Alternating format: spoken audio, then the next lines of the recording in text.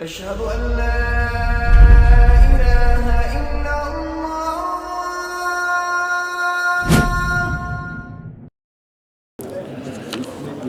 بسم الله والحمد لله والصلاة والسلام على رسول الله وعلى آله وصحبه ومن والاه. أما بعد, we continue with the fiqh of marriage, and we are up to the chapter of wilayat al-nikah, the guardianship in marriage. And this is a very, very, very important chapter. And this is, subhanAllah, a chapter in which a lot of wisdom in Islam is seen, and a lot of corruption is seen in the world today, where people don't follow this ruling, and you see the problems that occur because of it. The wilaya in general, the guardianship, before we get into much detail about it, the guardianship is something that Allah subhanahu wa ta'ala, through His divine wisdom and knowledge, made an obligation for it to be present regarding many factors and many things in Islam. And one of the main ones, as we are studying, is marriage. So the woman, if she wants to get married, she needs to have a guardian that gives the permission for her to get married. A young boy, below the age of puberty, and this is some rulings that we'll get into inshallah, they also have guardians in marriage, but a boy over the age of puberty doesn't need his father's permission. As for the woman, no matter what age or what level of experience she has in life, no matter what her educational status is, no matter if she's been married before or not, etc., she needs a guardian. She needs a guardian for her to get married. The role of the guardian is what? As the name indicates, as the title indicates, is to guard, is to look after that woman. And this is very important. Why? Because men and women are different. And men and women think differently. And one of the dangers of the world today is that they try and make the man and the woman exactly the same. And this is severely incorrect. Men are more rational. Men see things much more black and white. We see and like to see the reality of things, and which is very different to the woman. A woman is very emotional in her way of thinking. And she is needed to be that way for many reasons. Men and women, they complete each other. And each has a purpose. If you were to look at, for example, the raising of children, if you had both parents like the father, it's going to be very problematic, because there won't be any emotional nurturing for that child whatsoever. But if both the parents were, for example, like the mother, both of them were emotional, that child would receive too much emotion and be too entitled and will grow up with many illnesses, many mental health issues, just like we see today, anxiety and the like, because there'll be way too much protection. Both parents are needed in order to raise that child correctly. So each one serves a purpose. The woman being emotional, it is much easier for her to be fooled by a man.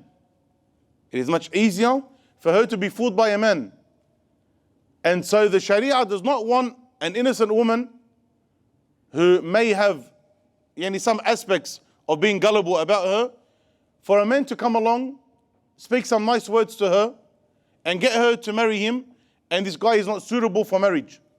And so he marries her and he makes her life a problem. He makes her life hard, and he causes her issues. And those issues may be very long lasting.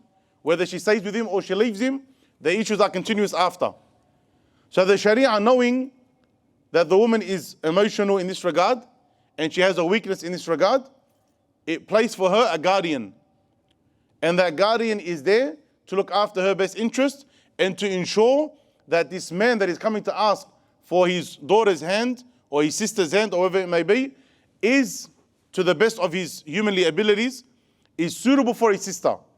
He's not a person who's a liar. He's not a person who's a deceiver. He's not a person who wants bad. He's not a person with a bad reputation. He's not a person who's a womanizer. He's not a person who you feel from him that, for example, he's stingy, etc. And you see this all the time. And what many fathers, unfortunately, are doing more and more is they are letting go of this Islamic responsibility that Allah Azza wa Jal gave them, and they are simply allowing their daughters to make a choice. Whatever my daughter wants, let her choose. Even though he knows 100% that the man is bad. The guy, the suitor coming to ask for their daughter's hand, he's not a suitable person for their daughter.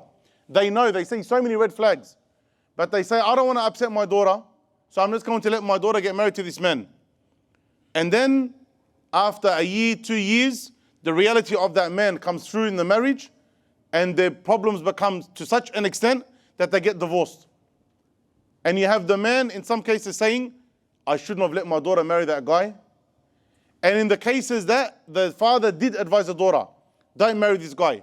But he said, I don't want to upset my daughter. So even though he made his concerns known, but he didn't want to break his daughter's heart. So he said, it's up to you. You want to marry him? You marry him. The daughter at the end says, I wish I listened to my dad. This is not a matter which is left to emotion. Men are not as emotional as women because of this reason, that they have the responsibility of making certain decisions. And yes, there are gender roles. And yes, there is authority in a household. Yes, there is a captain of a ship. And you as a father, you have that responsibility. You have that responsibility. Questioning that reality and questioning that purpose is literally questioning Allah Azza wa Jall's wisdom. Yes, a woman, she's a mature woman, she's an older woman. She may know, generally speaking, black and white, generally speaking, right and wrong, without doubt, of 100%. We're not saying she's an immature child, without doubt.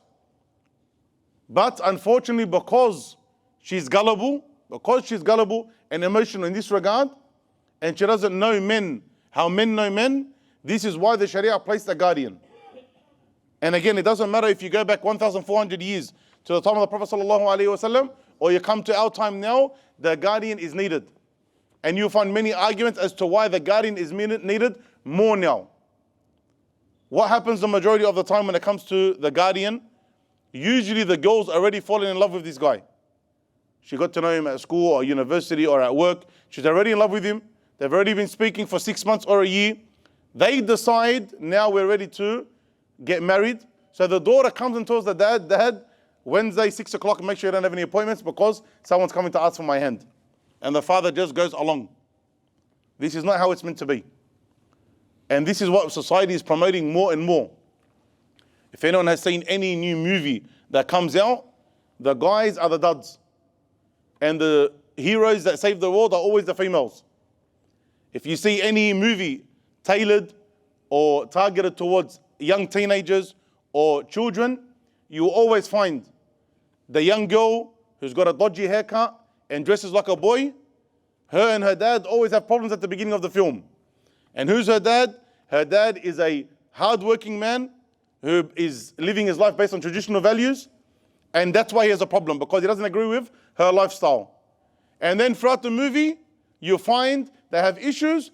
And then what happens at the end of the movie? SubhanAllah, that dad who has tens of years of experience and who is living a traditional lifestyle, he at the end apologizes to his daughter and says, you were right, and I was too arrogant to see, and I should have listened to you.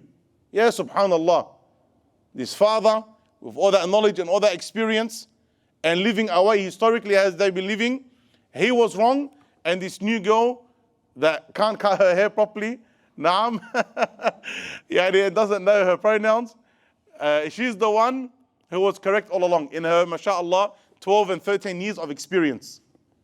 This is what is promoted day and night to our children and to our young teenagers. And so we need to be aware that we don't fall into this trap. This is not the way to parent, and this is not the guardianship that you were entrusted with by Allah Azza wa Jal. This guardianship is a mas'uliyah. Mas'uliyah meaning you are going to be asked about it. It's a responsibility. You are going to be asked about it by Allah Azza wa Jal. كلكم راع وكلكم مسؤول عن رعيته. All of you is a shepherd, and every shepherd is responsible for his flock. You're going to be asked about it. So on top of raising your children properly, you also need to look out for their best interest to keep harms away. And if a guy is not suitable for your daughter, it does not matter how much your daughter loves this person, you should be advising her that he is not good and I can't just simply sign off on this marriage. On the flip side, if the guardian is a bad man, he's an evil man, he's a corrupt man, he's a man that doesn't have the best interest of his daughters at heart, then this is a case, or these are cases where the Islamic judge or the one who takes the place of the Islamic judge he can remove the wilaya from the father. He can say, you are no longer a suitable guardian for your daughter. And so we can't place you as a guardian in this regard, and now we give it to someone else, like her uncle. Okay? Some of the common mistakes that we'll get through as to who is a guardian. Some people, they think, Khalas, this daughter, her parents are divorced, she was raised with her stepdad. Her stepdad is a guardian. There's a difference between a wali and a mahram. A wali is a guardian, someone who can marry the person off. Someone who can marry the person off. A wali, sometimes not even a mahram. Anyone think of an example? Sheikh, you can't answer. Anyone think of an example? You're not going to know, but you can have a guess. A guardian that can marry the person off, but even though they're not a mahram. Go, Ben. I heard the question wrong. Okay. Like a local sheikh or something. Excuse me, mate. They've got their hands up. The Khalifa or the sheikh, the big sheikh. The big sheikh. But this is when there's no wali. When there's no wali, it goes to the sultan. The person that the father appoints. The person, but that's from the guardian himself. So that branches off from the guardian himself. Mahmoud. Cousin? A cousin. Okay, a cousin. If, for example, she doesn't have, her father is not, possible, she doesn't have grandfather, she doesn't have children, she doesn't have uncles from her dad's side. All of it's from the dad's side. And there's reasons for that too. Now, then if her cousin from her dad's side, he's available, he can be her, and he's suitable, he can be her wali. Even though he's not mahram for her, but he becomes her wali in this regard. Now, and the opposite is true. Some of the persons are mahram doesn't mean he's a wali. And there are many examples of that. All of the men from the mother's side, like the uncles from the mother's side, the male cousins from the mother's side, they are, or not the cousins are not mahram. Now, the uncles are mahrams, they're not walis. Okay? The stepdad is a mahram, is not a wali. So again, there's so many mistakes that people make, and this is a big problem. He says, rahimahullah, لا نكاح إلا بولي وشاهدين. This is a, off the bat, clear-cut matter. There is no valid marriage without a guardian and two witnesses. We'll get into the witnesses soon, inshallah. There is no valid contract of marriage if there is no guardian. We'll get to the witnesses soon, inshallah. What does this mean? It means if a person got 1 million men to be witnesses, or 1 million people to sign off for her that were not guardians, or they lied as to who the guardian is. All of these are common examples. And even if you go to the sheikh and you didn't have a wali and the sheikh signed your contract, that's not a marriage. That's not a marriage. This happens. Some examples, real life examples. The girl will say to a sheikh, my dad died and this is my brother. And she gets a random guy. Now, she gets a random guy. This is my dad's passed away and this is my brother. And he's going to marry me off to this man. The sheikh, he's not going to know with her dad, he's not going to investigate everything. Okay, he's going to take her word. Your father passed away, this is your brother. 1, 2, 3, 4, 5, yes. You give her a marriage, does the marriage contract, done, finished. Paperwork wise, the sheikh done the paperwork. Islamically speaking with Allah Azza wa Jal, is that registered as a marriage? Of course not. Because this is a guy that you got of wish or timu to be your wali. It doesn't count. It doesn't count. Doesn't matter who it is. It happens a lot.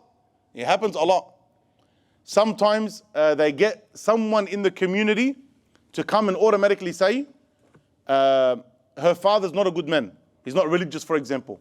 He's not religious, so she's going to appoint a new wali. And she just gets anyone from the community to be her wali. Muslim girl, her father, she says, is not religious, so she from herself removes her father and puts another person in place of the father. And then they go to someone and do a marriage contract. Is that valid? No. Someone who, overnight they became Hanafi. We know there's 4 main madhahib, correct? The Hanbali madhab, the Shafi'i madhab, the Hanafi madhab, and the Maliki madhab. And there's difference of opinion in matters of fiqh, matters of jurisprudence. In one of the madhahib, the Hanafi madhab, they have an opinion that a woman who has been married before, if she's been divorced or her husband passes away, then she can get married without a wali in the future. Okay? This is an opinion, it's an extremely weak opinion. It's an extremely weak opinion. The point is, you find a person that has nothing to do with the Hanafi madhab, nothing whatsoever to do with the Hanafi madhab. Sometimes even mocks and belittles the Hanafi madhab. But when he wants to marry a woman and she's been married before, Wallah Jameel, today I'm Hanafi. Okay, and so he's like lying to himself. This is not allowed. Okay, this again is not allowed. Sometimes without even knowing, they make the mistake. Like I said about the stepfather. This is so common, it's not funny. This is extremely common. Parents got divorced, a mother remarries. That stepfather may be an amazing man, and he raised the girl from a very young age. Amazing man. Doesn't mean that he's allowed Islamically to marry her off. So, first and foremost, we advise the mashayikh and those who do the marriage contract, the celebrants, to make sure that they do their due diligence when it comes to these matters, and ask the proper questions. And secondly, we advise the people that don't think that you can do dodgy things, learn what's right and implement it. And even if something's registered in this dunya as such, it doesn't mean that it's registered like that in the hereafter. So be very careful, because Allah Azza wa judge you based on His laws, not the laws of men. Someone may ask, what happens if something was done by mistake in the past? Like, for example, someone didn't know that their stepfather can't be a wali, and so they put him as a wali without knowing. These the ulama have specific fatwa for, okay, but these are specific situations. If someone's in the situation, go and ask a person of knowledge, inshallah, but don't freak out. Okay, we don't call it zina, and they were, their kids are born out of wedlock, etc. That's not counted here. Jayyid. This is a separate matter. Okay, this is a separate matter. As for the ones who knew that they were doing wrong, then this is zina. This is fornication. The ones that knew that they were doing wrong. It's also becoming more common to do civil marriages. A civil marriage is not an Islamic marriage.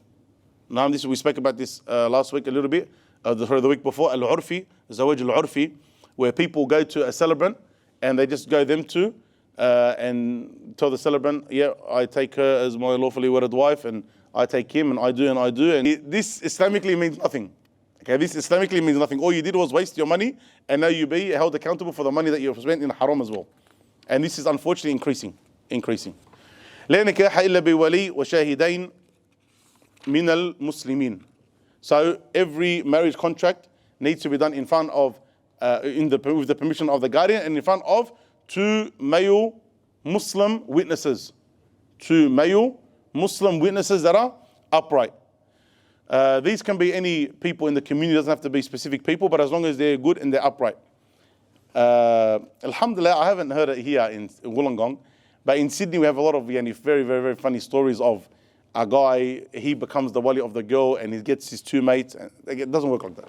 Okay, the wali part is important, and the shuhud, they need to be also upright people. Regarding the evidences for this, the Prophet ﷺ, he said, أيما امرأة نحكت بغير إذن وليها فنكاحها باطل فنكاحها باطل فنكاحها باطل. Any woman who gets married without the permission of her wali, then her marriage is batil, it's invalid. Her marriage is invalid, her marriage is invalid. This is an important point also regarding fathers that have been absent out of their child's life for a very long time. Do they still have the wilaya? Yes. There are degrees, there are levels, there are priorities. There's like a pyramid when it comes to who the guardian is. The father is at the top of that. The father is at the top. Then it goes to, for example, others, we'll discuss inshallah soon. If the father has been out of the daughter's life for a very long time, that doesn't automatically exclude him from being a wali. We need to find out why. I know many cases where the father would absolutely love to be involved in the child's life, but because the mum hates him that much, she's made up lies, and there are AVOs against the kids, and against her and against him saying the kids, and so he wasn't able to see them for many years. Okay, for many years. And in that time, lies were put inside the minds of the children, and so they never grew up with a relationship with their father. Not because of the fault of the father, but because of the evil and the wickedness of the mother. So a case like that, it's not automatically removed. And he still has the best interest of his daughter at heart. Again, someone who he's not worthy and he's moved away, etc., etc., etc. He doesn't look after his children or he wants bad for his children. This is a separate matter, but it's not automatic. Also, you have the hadith of the Prophet ﷺ, لا نكاح إلا بولي وشاهدي عدل. There is no marriage, no valid marriage without a guardian and two upright witnesses. Witnesses are very important in Islam. Witnesses are very important in Islam and they're used a lot, especially when it comes to contracts. Especially when it comes to contracts because they can be brought in the future as witnesses and as evidence. If a person, for example, lends another person money or a person does a business transaction with another person, even though it's not an obligation to have witnesses, it solves a lot of problems later on in the future. Also in marriage contracts, this is also the same. Even though nowadays, alhamdulillah, we write everything down, but it's still important if there's anything questionable for them to be brought and asked, is this what we agreed or is this what we agreed? And again, a lot of people belittle it until it's actually needed, and then they wish that they had the witnesses there to sort out that problem. He continues, rahimahullah, and he says, وَأَوْلَى النَّاسِ بِتَزْوِيجِ الْحُرَّةِ أَبُوهَا. The person who is most entitled in marrying off the free woman is her father, because you have slaves and you got a free woman. Slaves we're not talking about. Now you have the free woman. So the person most entitled to marry off the free woman is her father. Again, he is most entitled. Others can, but he is most entitled. So his word is yes and his word is no. And for us to remove that off him, there needs to be a very good reason. And it's not anyone that gives that ruling. This is left up to a judge. Islamically, you have a judge. Just like here, you have a court system and you have a judge. Islamically, you have a court system and you have a judge. And this court system and judge implements the Sharia. Unfortunately, we don't live in an Islamic society, so it goes now to a respected shaykh in the community. Not someone dodgy, someone respected. Again, alhamdulillah, in Wollongong, we don't have mashayikh, so they're limited anyway. But in Sydney, where you have a lot more very funky things, this guy calls himself a sheikh and that guy calls himself a sheikh, and it's got nothing to do with mashayikha. Naam, he's not a sheikh at all. Or maybe he is, like he has graduated, he is a good person, but he's not known in the community and he doesn't have a respectable status yet. Naam, he's, for example, he just graduated, he's new, he shouldn't be involved in these matters because these are sensitive issues. So they should be dealt with very sensitively. And he can make major mistakes. So it's not just anyone that will simply take the wilayah off the father and give it to someone else. It has to be someone known in the community. After the father, he says, rahimahullah, ثُمَّ أَبُوهُ وَإِنْ عَلَى. After the father, it's then his father, meaning the grandfather, and that which up if there's a great-grandfather, etc. So after the father, the one who takes the place is the grandfather. And this is again important because if you have a father who, for example, has passed away, a father who's passed away, and she got married, the woman, the mother got remarried, so now there's a stepfather, and maybe they don't see their grandfather from the father's side as much. Doesn't matter, he still has the first initial entitlement to be the guardian of that girl.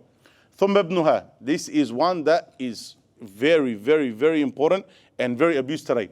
If there's no father and there's no grandfather, then who gets the priority after that? The son.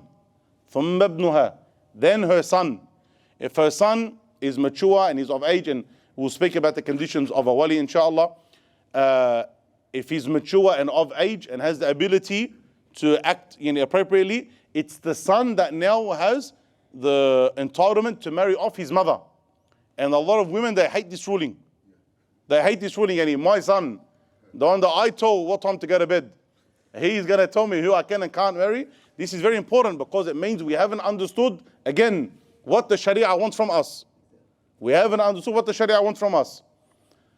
A lot of these guys who, for example, are 16, 17, 18 years old, these guys should not be looked at as kids. Wallah, I know some of them, they're on the war, etc.